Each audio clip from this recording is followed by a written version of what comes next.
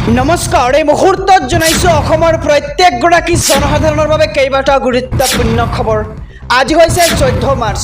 আজিৰ দিনটোতে অসমৰ লগতে ভাৰতবৰ্ষৰ বিভিন্ন প্ৰান্তৰ পৰা কেইবাটাও গুৰুত্বপূৰ্ণ খবৰ যুগুত কৰা হৈছে। এই মুহূৰ্তত জনাইছোঁ আজিৰ প্ৰথমটো খবৰ। আজিৰ প্ৰথমটো খবৰেই ৰাজ্যবাসীৰ বাবে এটা ডাঙৰ খবৰ। কাক কোনো কাৰণত বাতিল নহয়, স্পষ্ট ঘোষণা গৃহমন্ত্ৰীৰ। কাক কোনো কাৰণত কোনো পৰিস্থিতিত বাতিল নহয়। কাক বাতিল কৰিবলৈ চেষ্টা কৰাসকলৰ দেশত স্থান নোহোৱা হ'ব। কাক সন্দৰ্ভত স্পষ্ট ঘোষণা গৃহমন্ত্ৰী অমিত শ্বাহৰ। বিৰোধী ৰাজনৈতিক দলসমূহে কেৱল মিথ্যাচাৰৰ ৰাজনীতি কৰিছে আৰু তেওঁলোকৰ মুখাখোল খাইছে। তেওঁলোকক আৰু কোনো বিশ্বাস নকৰে। পাকিস্তান, আফগানিস্তান, বাংলাদেশৰ পৰা অহা শৰণাৰ্থীয়ে নাগৰিকত্ব পাব এইবাৰ আৰু ধৰ্মীয় উৎপীড়নৰ বলি হোৱাসকলক নাগৰিকত্ব দিয়া হৈছে আৰু বিজেপিয়ে ৰাজনীতি কৰিবলৈ অনা নাই। এই মন্তব্য গৃহমন্ত্ৰী অমিত শ্বাহৰ। নিৰ্বাচনক কেন্দ্ৰ কৰি বলবৎ কৰাৰ অভিযোগ কৰিছে বিৰোধীয়ে, কিন্তু 2019 নিৰ্বাচনীৰ ইস্তাহাৰতে বলবৎৰ কথা কোৱা হৈছিল। নিৰ্বাচনৰ আগত বলবৎ হ'ব বুলি মই 41 বাৰ ঘোষণা কৰিছিলোঁ। এই মন্তব্য গৃহমন্ত্ৰীগৰাকীৰ। আমি সবিশেষ জনাইছোঁ যে ক'ভিড আৰু ৰাজনৈতিক কিছু সমস্যাৰ বাবেহে পলম হ'ল আৰু সংবিধান উলংঘা কৰি জৰিয়তে নাগৰিকত্ব দিয়া হোৱা নাই। সংখ্যালঘু মুছলমানে কাক লৈ ভয় খাব নালাগে। কোনো ভাৰতীয় নাগৰিকৰ নাগৰিকত্ব নোহোৱা নকৰে আৰু সংবাদ সংস্থা ANIৰ এক সাক্ষাৎকাৰত স্পষ্ট ঘোষণা গৃহমন্ত্ৰীগৰাকীৰ আৰু কোনো কাৰণত কোনো পৰিস্থিতিত বাতিল কৰা নহয় বুলি মন্তব্য গৃহমন্ত্ৰীগৰাকীৰ। এই মুহূৰ্তত জনাইছোঁ আজিৰ দ্বিতীয় নম্বৰ খবৰটো। উচ্চ শিক্ষাৰ বাবে লাখ লাখ শিক্ষাৰ্থীয়ে পাব ধন।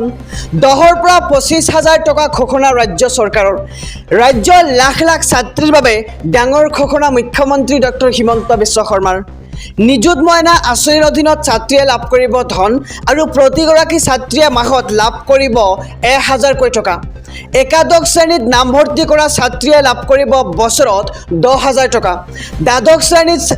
দ্বাদশ শ্ৰেণীৰ ছাত্ৰীয়েও লাভ কৰিব 10,000 টকা আৰু দশম, একাদশ আৰু দ্বাদশ শ্ৰেণীৰ ছাত্ৰীক প্ৰদান কৰা হ'ব আৰ্থিক অনুদান আৰু হোষ্টেলত থকা ছাত্ৰীয়ে লাভ কৰিব 8,665 টকা আৰু স্নাতকত নামভৰ্তি কৰা ছাত্ৰীয়ে লাভ কৰিব 12,500 টকা আৰু স্নাতকোত্তৰত নামভৰ্তি কৰা ছাত্ৰীয়ে লাভ কৰিব 25,000কৈ টকা আৰু ৰাজ্যৰ লাখ লাখ ছাত্ৰীৰ বাবে ডাঙৰ ঘোষণা মুখ্যমন্ত্ৰী ডক্টৰ হিমন্ত বিশ্ব শৰ্মাৰ। নিযুত মইনা আঁচনিৰ অধীনত ছাত্ৰীয়ে লাভ কৰিব এই বৃহৎ ধনৰাশি। এই মুহূৰ্তত জনাইছোঁ আজিৰ তৃতীয় নম্বৰ খবৰটো। চৰকাৰী কৰ্মচাৰীয়ে কাম নকৰিলে ভৰিব লাগিব জৰিমনা। আপোনাৰ প্ৰয়োজনীয় কামত হোৱা গাফিলতিক লৈ মুখ্যমন্ত্ৰীৰ ডাঙৰ মন্তব্য।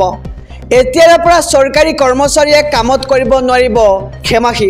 45 দিনৰ ভিতৰত কৰ্মচাৰীয়ে শেষ কৰিব লাগিব জনতাৰ কাম আৰু 45 দিনতকৈ পলম হ'লেই অনলাইনত দিব পাৰিব অভিযোগ আৰু অভিযোগৰ ভিত্তিত সংশ্লিষ্ট বিভাগৰ কৰ্মচাৰীৰ হ'ব জৰিমনা আৰু দৈনিক 20 টকাকৈ কৰ্তন কৰা হ'ব কৰ্মচাৰীৰ দৰমহাৰ পৰা। চৰকাৰী কৰ্মচাৰীয়ে কাম নকৰিলে ভৰিব লাগিব জৰিমনা আৰু আপোনাৰ প্ৰয়োজনীয় কামত হোৱা গাফিলতিক লৈ মুখ্যমন্ত্ৰী ডাঙৰ মন্তব্য। আমি সবিশেষ জনাইছোঁ যে কি মন্তব্য কৰিছে মুখ্যমন্ত্ৰীগৰাকীয়ে। এতিয়াৰে পৰা চৰকাৰী কৰ্মচাৰীয়ে কামত কৰিব নোৱাৰিব খেমাখি। 45 দিনৰ ভিতৰত কৰ্মচাৰীয়ে শেষ কৰিব লাগিব জনতাৰ কামসমূহ আৰু 45 দিনতকৈ পলম হ'লে অনলাইনত দিব পাৰিব আপুনি ইয়াৰ বিৰুদ্ধে অভিযোগ আৰু অভিযোগৰ ভিত্তিত সংশ্লিষ্ট বিভাগৰ কৰ্মচাৰীৰ হ'ব পাৰে জৰিমনা আৰু দৈনিক 20 টকাকৈ কৰ্তন কৰা হ'ব কৰ্মচাৰীৰ দৰমহাৰ পৰা। মুখ্যমন্ত্ৰী ডক্টৰ হিমন্ত বিশ্ব শৰ্মাৰ 13টা ডাঙৰ ঘোষণা। লাখ লাখ যুৱক যুৱতীৰ বাবে ডাঙৰ খবৰ। আমি যেতিয়া চাকৰি দিম বুলি কৈছিলোঁ কোনেও বিশ্বাস কৰা নাছিল। আমাৰ দলৰ মজিয়াতো আলোচনা হৈছিল কিদৰে 1 লাখ চাকৰি দিব। এই মন্তব্য ৰাজ্যৰ মুখ্যমন্ত্ৰীগৰাকীৰ। কিন্তু আমি জানিছিলোঁ ৰাইজৰ আশীৰ্বাদ থাকিলে আমি এভাৰেষ্টতো আহৰণ কৰিব পাৰিম। কিন্তু 2 বছৰ 8 মাহৰ ভিতৰত আমি 97,000 চাকৰি দিলোঁ। অকল এয়াই নহয়, চিৰকালৰ বাবে অসমত চাকৰি আৰু দালালৰ বজাৰ বন্ধ হৈ গ'ল। আজিৰ ল'ৰা ছোৱালীয়ে জানে যে পঢ়া শুনা কৰিলেহে চাকৰি লাভ কৰিব, কিন্তু দৌৰি পৰীক্ষাত পাছ কৰিলেহে পুলিচৰ চাকৰি পাব। এই মন্তব্য মুখ্যমন্ত্ৰী ডক্টৰ হিমন্ত বিশ্ব শৰ্মাৰ।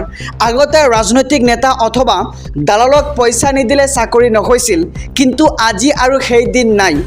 1 লাখ চাকৰি শেষ হোৱাৰ দিনাই নতুনকৈ দিয়া হ'ব 35,000 চাকৰি। আমাৰ লক্ষ্য এতিয়া 1,35,000 চাকৰি।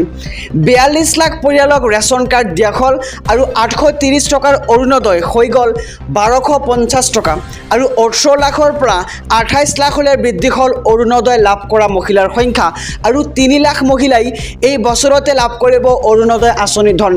এই সকলো মন্তব্য ৰাজ্যৰ মুখ্যমন্ত্ৰীগৰাকীৰ আৰু মুখ্যমন্ত্ৰী হিমন্ত বিশ্ব শৰ্মাৰ 13টা বৃহৎ ঘোষণা ৰাজ্যবাসীৰ বাবে। আৰু 60,000 চাকৰি দিব হিমন্ত চৰকাৰে। নতুনকৈ 35,000 চাকৰিৰ বিজ্ঞাপন প্ৰকাশ পাব। পিছলৈ আৰু 25,000 চাকৰি দিয়াৰ পৰিকল্পনা। যুৱক যুৱতীক ইণ্টাৰভিউৰ বাবে সাজু হৈ থকাৰ আহ্বান ৰাজ্যৰ মুখ্যমন্ত্ৰীগৰাকীৰ। মুখ্যমন্ত্ৰী হিমন্ত বিশ্ব শৰ্মাৰ চাকৰিক লৈ এই বৃহৎ ঘোষণা। আৰু জুলাই মাহত অনুষ্ঠিত হ'ব সকলো চাকৰিৰ পৰীক্ষা। আৰক্ষী 3য় 4ৰ্থ বৰ্গৰ পৰীক্ষা অনুষ্ঠিত হ'ব জুলাই মাহতে আৰু 1 লাখৰো অধিক যুৱক যুৱতীক চাকৰি দিয়াৰ টাৰ্গেট এইবাৰ চৰকাৰৰ। ইতিমধ্যে 97,000 যুৱক যুৱতীক চাকৰি দিয়া হৈছে আৰু চাকৰি নোপোৱা 2 লাখ যুৱক যুৱতীক দিব সংস্থাপন আৰু শীঘ্ৰে প্ৰকাশ পাব নতুনকৈ খালী হোৱা পদৰ বিজ্ঞাপন আৰু প্ৰতি বছৰে হাজাৰ হাজাৰ চাকৰিৰ বিজ্ঞাপন প্ৰকাশ কৰাৰ পৰিকল্পনা এইবাৰ হিমন্ত বিশ্ব চৰকাৰৰ। প্ৰতিটো বিভাগত খালী হৈ থকা পদবোৰ পূৰণ কৰিব এইবাৰ চৰকাৰে আৰু 60,000 চাকৰি দিব হিমন্ত বিশ্ব শৰ্মাৰ চৰকাৰখনে। নতুনকৈ 35,000 চাকৰিৰ বিজ্ঞাপন প্ৰকাশ পাব এইবাৰ।